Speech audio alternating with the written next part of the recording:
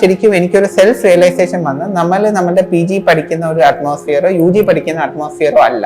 ഇന്ത്യയിൽ ഒരു all India level exam എഴുതുമ്പോൾ we are just one among the many lakhs who write it. നമ്മൾ ആരായിരുന്നെന്നോ, നമ്മളുടെ ടീച്ചേഴ്സ് നമ്മളെ കുറിച്ച് എന്തോ വിചാരിച്ചിരുന്നെന്നോ, അല്ലെങ്കിൽ നമ്മുടെ പേരൻസ് നമ്മളെ കുറിച്ച് എന്തോ വിചാരിക്കുന്നോ ഒന്നും മാറ്റർ അല്ല. നമ്മൾ ആ ഒരു വലിയ പൂളിൽ നമ്മളെല്ലാം ഈക്വലുള്ള ഇതാണ്, ഓൾമോസ്റ്റ് ഈക്വലി എന്തുവാ ടാലന്റും എഡ്യൂക്കേഷനും ഇന്റലിജൻസും എല്ലാം ഉള്ള ആൾക്കാരാണ്. ഓരോ ദിവസം വന്ന് പഠിപ്പിക്കുന്ന PPT എല്ലാം അന്ന് തന്നെ ഞാൻ വായിച്ചു തീർക്കും.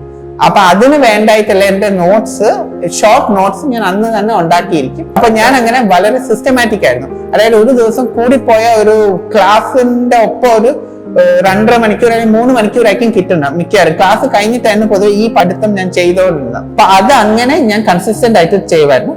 രാവിലെ കുറച്ച് നേരത്തെ എണീക്കുവായിരുന്നു, ലൈക്ക് അറൌണ്ട് 5:50. എന്റെ രാവിലെ പൊതുവെ ഞാൻ ക്വസ്റ്റ്യൻ പ്രാക്ടീസിനായിരുന്നു സമയം വെച്ചിരുന്നത്. അപ്പൊ അങ്ങനെ അപ്പോൾ രാവിലെ ഞാൻ ഫ്രഷ് ആയിട്ടിരുന്ന് ക്വസ്റ്റ്യൻ പ്രാക്ടീസ് ചെയ്യുമായിരുന്നു.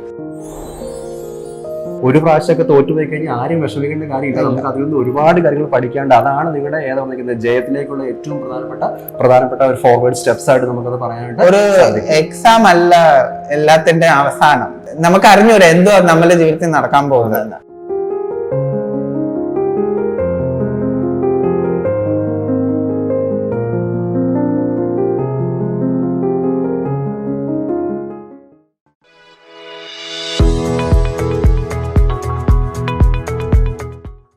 ഹായ്, ഹലോ, എല്ലാവർക്കും ആപ്പിൾ ബി അക്കാദമിയുടെ ഒരു ടെസ്റ്റിമോണിയൽ വീഡിയോയിലേക്ക് സ്വാഗതം. ഇന്ന് എൻ്റെ കൂടെ ഉള്ളത് ഭരത് കൃഷ്ണൻ. ഞങ്ങളുടെ എക്കണോമിക്സിൽ ബാച്ചിൽ ഓഫ്ലൈൻ ഉണ്ടായിരുന്ന സ്റ്റുഡൻ്റ് ആണ് ആൻഡ് ദെൻ ഫ്രണ്ടാണ്. അപ്പം ഇന്ന് ഞാൻ ഷെയർ ചെയ്യാൻ പോകുന്ന കാര്യങ്ങൾ എന്താണെന്ന് ചോദിച്ചു കഴിഞ്ഞ് കഴിഞ്ഞാൽ, അദ്ദേഹം ഈ ഒരു പ്രോസസ്സ് വഴി കടന്നു വന്ന് JRF എന്ന് പറഞ്ഞ വലിയൊരു അച്ചീവ്മെന്റിലേക്ക് എത്തിയ ആ ഒരു എക്സ്പീരിയൻസ് നിങ്ങളുമായിട്ട് വളരെ ജെന്യുവനായിട്ട് ഷെയർ ചെയ്യുക എന്നതാണ് ഞങ്ങളുടെ ഇന്റൻഷൻ എന്ന് പറയുന്നത്. ഓക്കെ, അപ്പോൾ എപ്പോഴും ഞാൻ ഒരാളെ സംസാരിച്ച് ഇവിടെ അവതരിപ്പിക്കുമ്പം അവിടെ ഇപ്പോൾ സ്റ്റുഡൻസിനോടാണെങ്കിലും നമ്മുടെ ഓഡിയൻസിനോടാണെങ്കിലും പറയാനുള്ള ഒരു കാര്യമുണ്ട്. ആ ഒരു വ്യക്തികളിൽ നമുക്ക് ഏറ്റവും കൂടുതൽ നന്നായിട്ട് കണ്ടുപിടിക്കാവുന്ന ഏറ്റവും പ്രധാനപ്പെട്ട ഒരു ക്വാളിറ്റി എന്താണെന്നുള്ളത്. അപ്പം ഭരത്തിൽ ഞാൻ എപ്പോഴും ക്ലാസ്സിലും പറയാറുണ്ട്, ഏറ്റവും ഇഷ്ടപ്പെട്ട ഒരു ക്വാളിറ്റി എന്ന് പറഞ്ഞിരിക്കുന്ന ആളുടെ ഒരു കൺസിസ്റ്റൻസിയാണ്. കാരണം അത് ഞാൻ പറയാനുള്ള കാരണം എന്താണെന്ന് വെച്ച് കഴിഞ്ഞാൽ, ഫസ്റ്റ് ടൈം ഇവിടെ വന്ന് ജോയിൻ ചെയ്യുമ്പോൾ ലാസ്റ്റ് ഡിസംബറിൽ ഓൾറെഡി നെറ്റ് ക്വാളിഫൈഡ് ആയിട്ട് വന്ന ഒരാളാണ്. ഇന്റൻഷൻ വന്ന് ജോയിൻ ചെയ്താൽ വളരെ സ്പെസിഫിക്കലി നമുക്കൊരു ടാർഗറ്റ് ഉണ്ടായിരുന്നു, JRF ക്വാളിഫൈഡ് ആകുക എന്നുള്ളത് തന്നെയായിരുന്നു എന്നുള്ളതാണ്. അപ്പം ഞങ്ങൾ ആ എക്സാം കഴിയുന്നു, ജനുവരി മുതൽ നമ്മൾ പഠിച്ചു തുടങ്ങി നന്നായിട്ട് കാര്യങ്ങളെല്ലാം പ്രിപ്പയർ ചെയ്യുന്നു. ബട്ട് അൺഫോർച്ചുനേറ്റ്ലി നമുക്ക് അറിയാവുന്നതാണ്, ജൂൺ എക്സാം ക്യാൻസൽ ആയി എന്നുള്ളതാണ്. അപ്പം ഈ കൺസിസ്റ്റൻസിയുടെ ഒരു കീ എന്താണെന്ന് ചോദിച്ചു കഴിഞ്ഞാൽ, ഇമ്മീഡിയറ്റ്ലി ഇദ്ദേഹം വീണ്ടും ആ എക്സാം കഴിയുന്നത് നമ്മളൊരു ടെലിഫോണിക് കോൺവെർസേഷൻ ആണ് വരുന്നത്. നമുക്ക് ഇന്ന ടോപ്പിക്കുകൾ വീണ്ടും നോക്കണ്ടേ, അടുത്ത് എങ്ങനെ സ്റ്റാർട്ട് ചെയ്യാം എന്നോട് ഇങ്ങോട്ട് വിളിച്ച് ചോദിച്ച ചുരുക്കം സ്റ്റുഡൻസിൽ ഒരാളാണ് ഭരത് എന്ന് പറഞ്ഞിരിക്കുന്നത്. ഇമ്മീഡിയറ്റ്ലി ഞങ്ങൾ വീണ്ടും ക്ലാസ് ഞങ്ങളിവിടെ സ്റ്റാർട്ട് ചെയ്തു. ആൻഡ് ദെൻ എക്സാമിന് വേണ്ടി ഞങ്ങൾ പ്രിപ്പറേഷൻസ് ആയിരുന്നു. വളരെ സീരിയസ് ആയിട്ട് ഒരു ബ്രേക്ക് പോലും എടുക്കാതെ എല്ലാ തരത്തിൽപ്പെട്ട വിഷമങ്ങളും മാറ്റി വെച്ചിട്ട് ഭരത് വീണ്ടും ആ ഒരു പ്രോസസ്സിലുണ്ടായിരുന്നു. എന്ന് മാത്രമല്ല, നമുക്ക് ജൂണിലെ എക്സാം വീണ്ടും കഴിയുന്നു, വളരെ നന്നായിട്ട് പോയിട്ട് അപ്പിയർ ചെയ്യുന്നു, അത്യാവശ്യം ഒരു സെൽഫ് കോൺഫിഡൻസ് കാര്യങ്ങളൊക്കെ ഉണ്ടായിരുന്നു. ബട്ട് സ്റ്റിൽ ഭരതിന് കണ്ടുപിടിക്കേണ്ട ഒരു കാര്യം, ഡിസംബർ എക്സാമിന് വേണ്ടി വീണ്ടും ഓൾറെഡി പ്രിപ്പയർഡ് ആയിരുന്നു. എന്ന് വെച്ച് കഴിഞ്ഞാൽ ഇപ്പോൾ ഈ റിസൾട്ട് വരുന്ന സമയം വരെ ഭരത് എന്തുണ്ടായിരുന്നു, ആ പ്രോസസ്സിൽ ക്ലാസ് റൂമിൽ വീണ്ടും ഉണ്ടായിരുന്നതാണ്. അതായത് ജൂണിലെ എക്സാമിന് റിസൾട്ട് വരട്ടെ, അത് കഴിഞ്ഞിട്ട് കിട്ടിയില്ല എന്നുണ്ടെങ്കിൽ ഞാൻ വീണ്ടും JRF ഡിസംബർ വേണ്ടി നോക്കാം എന്നൊരു ആറ്റിറ്റ്യൂഡ് ആയിരുന്നു ഉണ്ടായിരുന്നത്. ആ കൺസിസ്റ്റന്റ് ആയിട്ടുള്ള ഒരു ക്യാരക്ടർ ഇങ്ങനെ അത് കറക്റ്റ് ആ ഒരു ഒരേ ടെമ്പോ പിടിച്ചിങ്ങ് പോരുമായിരുന്നു. റിസൾട്ട് വെയിറ്റ് ചെയ്യാതെ വീണ്ടും ഡിസംബർ ടൈമിന് വേണ്ടി ഇദ്ദേഹം പ്രിപ്പയർ ചെയ്ത് റിസൾട്ട് വരുന്ന സമയത്ത് ക്ലാസ് റൂമിൽ ഉണ്ടായിരുന്നു എന്നുള്ളതാണ്. എനിവേ, ഇപ്പൊ നമുക്ക് ഇദ്ദേഹത്തോട് തന്നെ സംസാരിക്കാം. ഈ ഒരു പ്രോസസ്സ് എന്ന് പറഞ്ഞിരിക്കുന്നത്, അതായത് ഈ ഒരു നെറ്റ് JRF എന്നൊരു പ്രോസസ്സിലേക്ക് വന്നിരിക്കുന്നത് എന്തൊക്കെയായിരുന്നു ഭരതിനെ സംബന്ധിച്ച് ആ ഒരു ജേർണി എന്ന് പറയുന്നത് നമ്മുടെ സ്റ്റുഡൻസിനോട് ഷെയർ ചെയ്യാമോ? ഞാൻ ആദ്യമായിട്ട് നെറ്റ് എഴുതുന്നത് എന്റെ PG ഫസ്റ്റ് ഇയർ ആണ്. എനിക്ക് ആക്ച്വലി ഒരു ബ്രേക്ക് ആയിട്ടുണ്ട്. ഞാൻ PG ചേർന്നത് ഓഗസ്റ്റ് 2018 ആയിരുന്നു. അപ്പൊ ആ വർഷത്തെ ഡിസംബർ 2018 ഞാൻ ആദ്യമായിട്ട് UGC നെറ്റ് എഴുതുന്നത്. PG പഠിച്ചോണ്ടിരിക്കുക, PG first year. അപ്പൊ അന്ന് എനിക്ക് നെറ്റ് 4 മാർക്കിന് മിസ്സായി. അന്ന് അതായിരുന്നു എന്റെ ഫസ്റ്റ് ഇത്. ബട്ട് അന്ന് ഞാൻ നെറ്റിനായിട്ട് പഠിച്ചിട്ടില്ലായിരുന്നു, PGയുടെ ഭാഗമായിട്ട് പോയി പഠിക്കുമായിരുന്നു. പിന്നെ എനിക്ക് PG കഴിഞ്ഞിട്ട് ഒരു 3 വർഷത്തെ ബ്രേക്ക് വന്നു. ഞാൻ അതിന്റെ ഇടയ്ക്ക് ഈ IASന്റെ പ്രിപ്പറേഷനും അങ്ങനത്തെ ഇതിനെല്ലാം പോയി. അത് കഴിഞ്ഞിട്ടാണ് വീണ്ടും ഞാൻ ഡിസൈഡ് ചെയ്തത് എനിക്ക് എക്കണോമിക്സ് തന്നെയാണ് ചെയ്യേണ്ടത്, എനിക്ക് ഒരു PhDക്കാണ് പോവേണ്ടത്. അങ്ങനെ അപ്പോൾ ആ ജൂൺ 2023 അന്നും ഞാൻ നെറ്റിന് വേണ്ടി പഠിക്കുമല്ലായിരുന്നു. അന്നും ഈ IAS എക്സാമിന്റെ പഠിത്തത്തിന്റെ ഭാഗമായിട്ട് ഞാൻ വന്ന് നെറ്റ് എഴുതുമായിരുന്നു. അപ്പൊ അന്ന് എനിക്ക് നെറ്റ് എഴുതിയപ്പോ അന്ന് 164 ഉണ്ടായിരുന്നു, കട്ട് ഓഫ് 170 ആയിരുന്നു നെറ്റിന്, 6 മാർക്കിന് മിസ്സായി. പക്ഷേ അപ്പോ അത് കഴിഞ്ഞിട്ട് അപ്പൊ ഞാൻ പിന്നെ ഡിസംബർ 2023 നെറ്റിന് വേണ്ടിയായിട്ട് ഫോർ ദ ഫസ്റ്റ് ടൈം ഞാൻ പഠിക്കാൻ തുടങ്ങി. അതായത് focus was on NET exam. So അങ്ങനെ അത് വെച്ച് ഞാൻ ഡിസംബർ എക്സാം എഴുതി. അന്ന് എനിക്ക് പേപ്പർ 2-ൽ 56 ക്വസ്റ്റ്യൻസ് ശരിയായിരുന്നു. അതായത് അന്നത്തെ കട്ട് ഓഫ് JRF-ന് 180 ആയിരുന്നു. സോ പേപ്പർ 2 അത് വളരെ ഒരു ഗുഡ് സ്കോർ ആയിരുന്നു. ബട്ട് പേപ്പർ 1-ൽ എനിക്ക് 29 ഉള്ളായിരുന്നു. അത് മാത്രമല്ല ഈ 3 പ്രാവശ്യം എഴുതിയപ്പോഴും എന്റെ ഓർമ്മ ശരിയാണെങ്കിൽ 29 മാർക്ക് എനിക്ക് പേപ്പർ 1-ൽ കിട്ടിയിട്ടുള്ളൂ, അതിനപ്പുറം പോയിട്ടില്ല. പിന്നെയാണ് ഞാൻ ആപ്പിൾ ബി അക്കാഡമിയെ ഞാൻ തന്നെ തപ്പിപ്പിടിച്ച് ഇങ്ങോട്ട് ഇത് ചെയ്യാൻ വന്നിരിക്കുക. അന്നേരം എന്റെ ഫോക്കസ് ഇതായിരുന്നു, ഓൾറെഡി നെറ്റ് ഉണ്ട്, അപ്പൊ JRF കിട്ടണം, അതായിരുന്നു എന്റെ മെയിൻ ഫോക്കസ്. അത് മാത്രമല്ല ഈ പേപ്പർ 1-ൽ വരുന്ന കുറവ് റെക്ടിഫൈ ചെയ്യണം.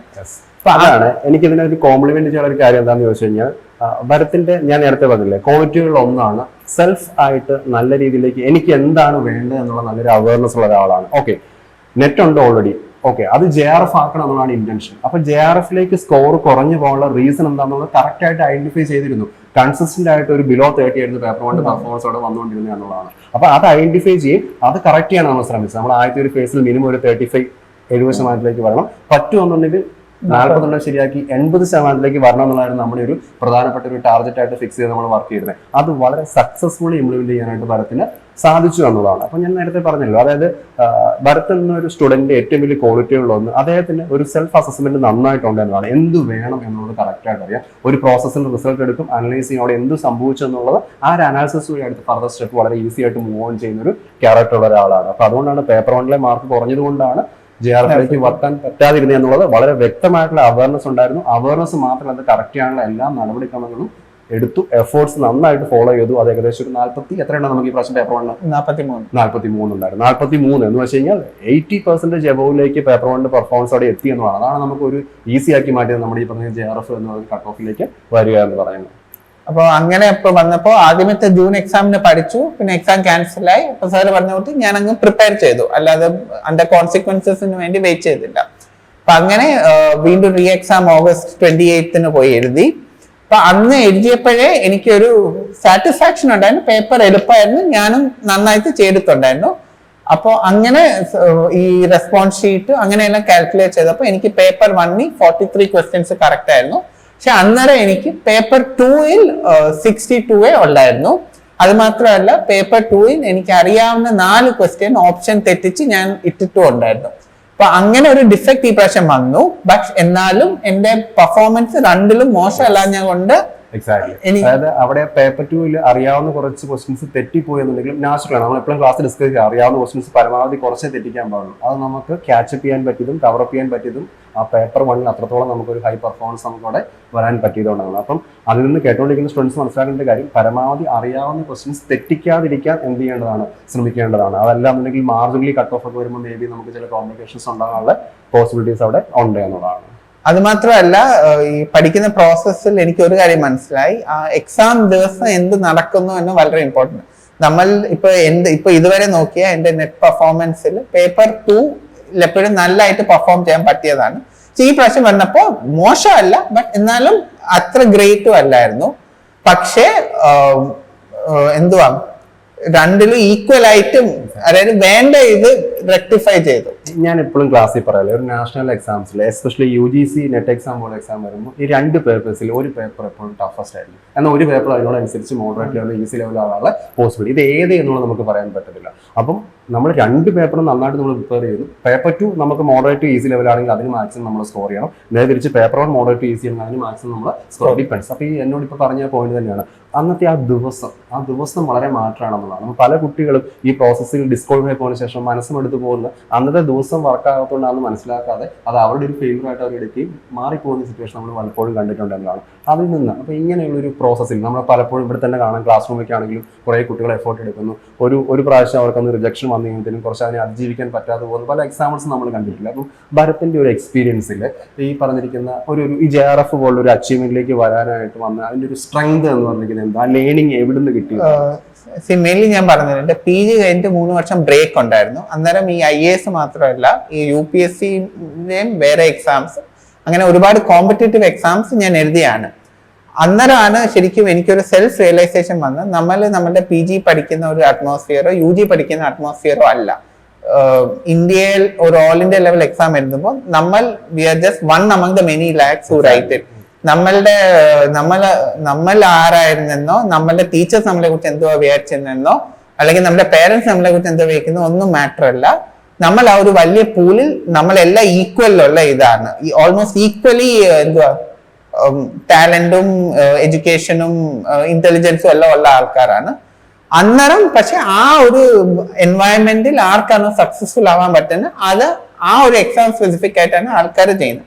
അപ്പൊ എനിക്ക് ആ ഒരു വകയെ നോക്കുമ്പോൾ ഈ വേറെ കുറെ എക്സാംസ് ഫെയിലിയേഴ്സ് വന്നു, പക്ഷെ സത്യം പറഞ്ഞാൽ അത് എന്നെ കുറച്ചും കൂടി സ്ട്രോങ് ആക്കി.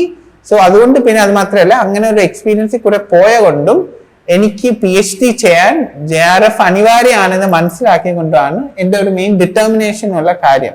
അതായത് ഈ സാർ ഇപ്പൊ പറഞ്ഞിട്ട് കൺസിസ്റ്റന്റ് ആയിട്ട് ക്ലാസ് അറ്റൻഡ് ചെയ്യുക. കാരണം എനിക്ക് ഇത്രയും നാളും ഒരു ബ്രേക്ക് വന്നു, 3 വർഷം പോയി.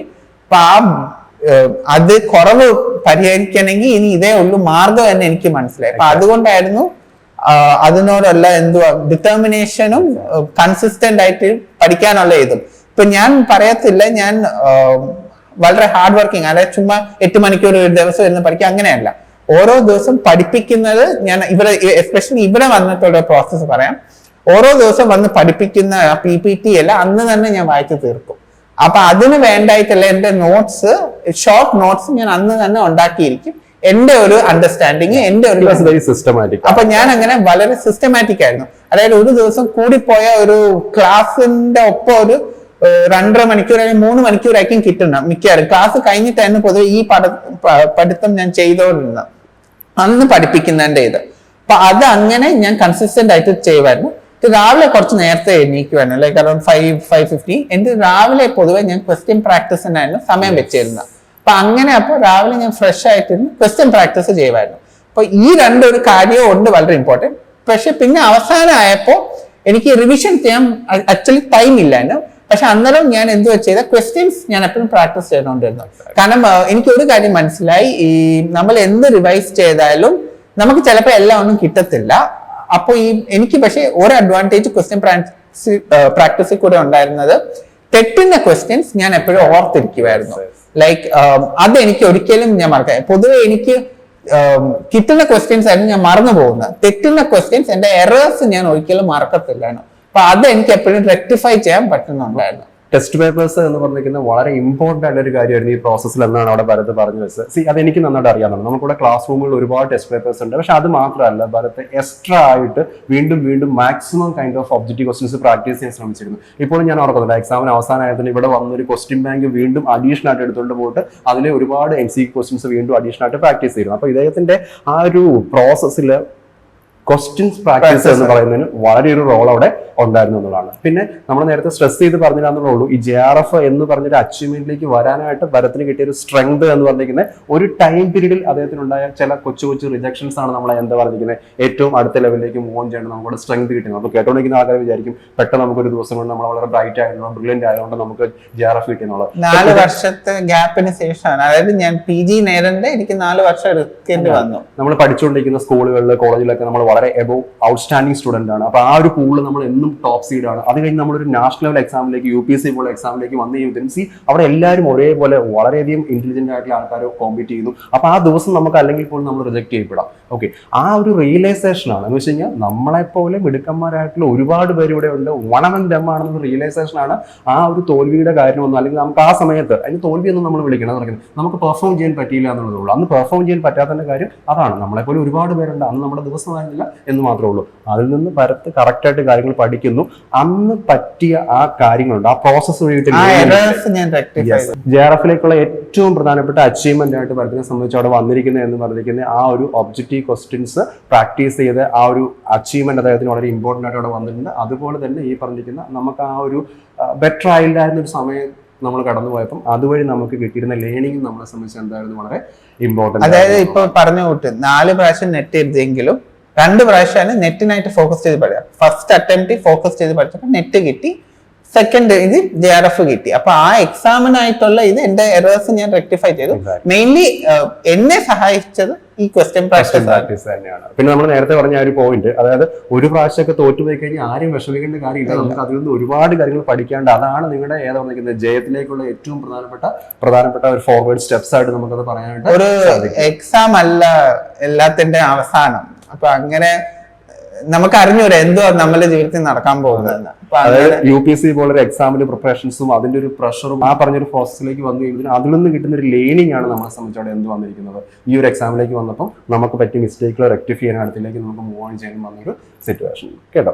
ഓക്കെ, പിന്നെ അതുപോലെ തന്നെ എനിക്ക് ചോദിക്കാനുള്ള ഇപ്പോൾ ഒരു എക്സാം എങ്ങനെ ഉണ്ടായിരുന്നു അതിന്റെ കാര്യം എന്നോട് പറഞ്ഞു. വളരെ നന്നായിട്ട് സിസ്റ്റമാറ്റിക് ആയിട്ട് നിങ്ങൾ പഠിക്കുമായിരുന്നു, കൺസിസ്റ്റന്റ് ആണ് കീ എന്നുള്ളത്, ഒബ്ജക്റ്റീവ് ക്വസ്റ്റ്യൻസ് നന്നായിട്ട് പ്രാക്ടീസ് ചെയ്യുമായിരുന്നു. അതിനേക്കാൾ ഉപരിയായിട്ട് മുൻകാലങ്ങളിലെ മിസ്റ്റേക്കുകളിൽ നിന്ന് ലേൺ ചെയ്തത് കറക്റ്റ് ചെയ്യുക എന്ന് പറഞ്ഞ ഒരു ക്യാരക്ടർ നന്നായിട്ടായിരുന്നു. അതെനിക്ക് എവിടെയെങ്കിലും അറിയാൻ കേട്ടോ, നന്നായിട്ട് അത് ചെയ്തുകൊണ്ടിരുന്ന ഒരാളുമാണ്. ഇനിയിപ്പോൾ നമുക്ക് JRF കിട്ടിക്കഴിഞ്ഞാൽ അടുത്ത സ്റ്റെപ്പ് എന്ന് പറഞ്ഞിരിക്കുന്നത് ഒരു PhD എന്നുള്ളതാണ്. അപ്പോൾ എൻ്റെ അടുത്ത് വന്നത് കറക്റ്റ് ഇന്റൻഷൻ ഉണ്ടായിരുന്നു. അതായത് എനിക്ക് JRF വേണം, അതുപോലെ തന്നെ നല്ല ഒരു എൻറ്റിറ്റിയിൽ PhD ചെയ്യാൻ പറ്റണം. അപ്പം PhD കുറിച്ചുള്ള എന്താണ് അടുത്തൊരു സ്റ്റെപ്പ്?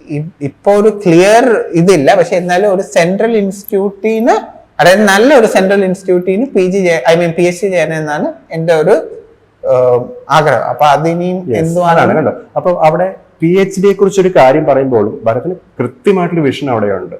ഓക്കെ, ഒരു സെൻട്രൽ എൻറ്റിറ്റിയിൽ നിന്ന് കറക്റ്റ് ആയിട്ട് PhD, വിച്ച് മീൻസ് ഏതാ പറഞ്ഞിരിക്കുന്നത് ഒരു വൺ ഓഫ് ദി റെപ്യൂട്ടഡ് ഇൻസ്റ്റിറ്റ്യൂട്ടിൽ നിന്ന് തന്നെ ചെയ്യാൻ പറ്റുന്നു. അതൊരു സെൻട്രലൈസ്ഡ് ഇൻസ്റ്റിറ്റ്യൂട്ട് ആയിരിക്കണം എന്നുള്ളതാണ് ഭരത്തിന്റെ. അതായത് PhD ക്വാളിറ്റിയാണ് അദ്ദേഹം അവിടെ അതുകൊണ്ട് ഇന്റന്റ് ചെയ്യുക എന്നുള്ളതാണ്. അപ്പം JRF ഉണ്ടെങ്കിൽ ഇങ്ങനെയുള്ള എൻറ്റിറ്റികൾ കുറച്ചുകൂടെ ഈസി ആയിട്ട് കിട്ടുള്ള ഒരു സിറ്റുവേഷൻ ഇപ്പോൾ അവിടെ ഉണ്ട് എന്നുള്ളതാണ്. അപ്പം JRF കുറിച്ചുള്ള ഒരു അടുത്ത നമ്മളൊരു എന്താണെന്ന് ചോദിച്ചു കഴിഞ്ഞാൽ PhD നമുക്ക് നല്ലൊരു സെൻട്രലൈസ്ഡ് യൂണിവേഴ്സിറ്റി ചെയ്യാവുന്നൊരു ഇന്റൻഷനാണ് ചെയ്തിരിക്കുന്നത് എന്നുള്ളതാണ്. ഓക്കെ, അപ്പം ഇതൊക്കെയാണ് ഭരത്തിന് നിങ്ങളോട് വളരെ വ്യക്തമായിട്ട് ഷെയർ ചെയ്യാനുള്ളത്. ഇനി ഏതെങ്കിലും കാര്യങ്ങൾ ഇവരോട് ഇപ്പം ഈ ഒരു നമ്മൾ നേരത്തെ പറഞ്ഞില്ലേ ഈ ഒരു പ്രോസസ്സിൽ പരാജയപ്പെട്ട് പല സമയത്ത് വിഷമിച്ചിരിക്കുന്ന പല കുട്ടികളുണ്ട്. നമുക്ക് ക്ലാസ് റൂമിൽ തന്നെ നമ്മൾ ഷെയർ ചെയ്തിരിക്കുന്നത്, നമുക്ക് നമ്മുടെ പേര് ഡിസ്ക്ലോസ് ചെയ്യാൻ പറ്റത്തില്ലാത്ത പല ആൾക്കാരുണ്ട്. അപ്പൊ അവരോടൊക്കെ എന്താ പറയുക, ഒരു പ്രോസസ്സിൽ ജസ്റ്റ് ഒന്ന് തോറ്റുപോയി കഴിഞ്ഞാൽ അവരെന്താ അടുത്ത് ചെയ്യണം, പിന്മാറാതെ അത് വീണ്ടും ചെയ്യേണ്ട ഭരത്തിന്റെ എക്സ്പീരിയൻസ്? അങ്ങനെയല്ല, നമുക്ക് ഓരോ എന്തുവാ ലൈക്ക് നമുക്ക് പറയാൻ പറ്റത്തില്ല എപ്പോഴാണ് നമുക്ക് സക്സസ് വരുന്നതെന്ന്. ഇപ്പൊ ചിലത് നമുക്ക് ഫെയിലിയർ വന്നാലേ അറിയത്തുള്ളൂ നമ്മൾ അതിന് ആപ്റ്റ് അല്ല, അല്ലെങ്കിൽ അത് നമുക്കല്ല നമ്മളുടെ ഇൻട്രസ്റ്റുമായിട്ട് അത് മാച്ച് ചെയ്യുന്നില്ല. ചിലപ്പോൾ അത് ആദ്യമേ നമ്മൾ അതിന് പോകുമ്പോൾ നമുക്ക് പോലും അറിയത്തില്ലായിരിക്കും അത് നമ്മളുടെ ഇൻട്രസ്റ്റുമായിട്ട് മാച്ചിങ് അല്ല എന്ന്. നമുക്ക് അതിൽ കൂടെ പോയി അതിന്റെ മിസ്റ്റേക്സ് നടക്കുമ്പോൾ അപ്പോഴാണ് നമുക്ക് മനസ്സിലാവുന്നത് എന്തുവാണ്. അതുകൊണ്ട് എല്ലാം ഒരു പ്രോസസ്സാണ്. നമ്മൾ എപ്പോഴും നമ്മളെ ബെസ്റ്റ് കൊടുക്കുക, അതേ ഉള്ളൂ സൊല്യൂഷൻ. എനിക്കത് എന്നിട്ടും വന്നില്ലെങ്കിൽ വീണ്ടും ട്രൈ ചെയ്യുക. ഇപ്പൊ ഞാൻ പറഞ്ഞല്ലോ 4 പ്രാവശ്യം എഴുതി, പക്ഷെ 2 പ്രാവശ്യം ഇതിനായിട്ട് പഠിച്ചു. ഫസ്റ്റ് ടൈം ഡിറ്റർമിനേഷനോടെ പഠിച്ചു, നെറ്റ് കിട്ടി, 10 മാർക്കിന് JRF ഡിസ്ക്വാളിഫൈ ആയി. സെക്കൻഡ് ടൈം JRF തന്നെ കണ്ടുകൊണ്ട് ഇവിടെ വന്നു, എന്തോ അടുത്ത എക്സാമിന് ക്ലിയർ ചെയ്തു. അപ്പൊ അങ്ങനെ നമുക്ക് പറയാൻ പറ്റത്തില്ല, നമ്മൾ നമ്മുടെ ബെസ്റ്റ് എഫേർട്സ് ഇടുക, വർക്ക് ചെയ്യുക, കൺസിസ്റ്റന്റ് ആണ്. കൺസിസ്റ്റന്റ് ആയിട്ടും respective of the results you just keep trying എന്നുള്ളതാണ് അവിടെ ചെയ്യേണ്ടത് കേട്ടോ. അതാണ് ഇപ്പൊ ഭരത്തിന് നിങ്ങളോട് ഷെയർ ചെയ്യാനുള്ള. ഇനിയിപ്പോൾ ഇദ്ദേഹത്തിന് ഒരു PhD പോലുള്ള കാര്യങ്ങളുടെ എക്സ്പീരിയൻസിലും കാര്യങ്ങളൊക്കെ വളരെ രീതിയിലേക്ക് ചെയ്യാൻ പറ്റുകയാണെന്നുണ്ടെങ്കിൽ ആ സമയത്ത് ഞങ്ങൾക്ക് നിങ്ങളുമായിട്ട് ഷെയർ ചെയ്യുന്നതായിരിക്കും നന്നായിട്ട്. കാരണം നമുക്കിപ്പോൾ ഒരു ഹയർ എഡ്യൂക്കേഷനെ കുറിച്ച് നല്ലൊരു ധാരണ പല കുട്ടികൾക്കും ഇല്ല. അപ്പോൾ അവർക്കൊരു മോഡൽ കാണിച്ചു കൊടുത്തു കഴിഞ്ഞാൽ അത് ചെയ്യാൻ കുറച്ച് പേർക്ക് ഒരു സഹായകമാകുന്ന ഒരു സിറ്റുവേഷൻ പലപ്പോഴും കണ്ടുവരണം. ഇപ്പോൾ നമുക്കാണെങ്കിൽ പോലും ഇവിടെ പ്രധാനപ്പെട്ട എൻറ്റിറ്റികളെല്ലാം നമ്മൾ സ്റ്റുഡൻസ് PhD ചെയ്യുന്നത് IT അടക്കം. അപ്പോൾ ഞാൻ പലപ്പോഴും അവരൊരു എക്സ്പീരിയൻസ് മറ്റുള്ള കുട്ടികൾക്ക് വേണ്ടി അവതരിപ്പിക്കാറുണ്ടെന്നുള്ളത്. അപ്പോൾ ഭരത്ത് എനിക്ക് 100% ഉറപ്പുള്ള കാര്യമാണ്, നല്ലൊരു ക്വാളിറ്റിയുള്ള എൻറ്റിറ്റിയിൽ PhD പ്രോസസ്സുമായിട്ട് വരും. ആ ഒരു സമയത്ത് നിങ്ങളോട് ഷെയർ ചെയ്യാൻ പറ്റിയ പോസിറ്റീവ് ആയിട്ടുള്ള കാര്യങ്ങൾ വരുന്ന ഒരു സമയത്ത് ഞങ്ങൾക്ക് വീണ്ടും അത് ഷെയർ ചെയ്യാൻ നിങ്ങൾ മുമ്പിലേക്ക് വരുന്നതായിരിക്കും. അപ്പോൾ എന്തായാലും ഒരുപാട് സന്തോഷം, കൺഗ്രാജുലേഷൻസ് കേട്ടോ. അപ്പം ഇതാണ് ഭരത്തിന്റെ എക്സ്പീരിയൻസ് ആണ് നിങ്ങളോട് ഷെയർ ചെയ്തത്. Thank you so much.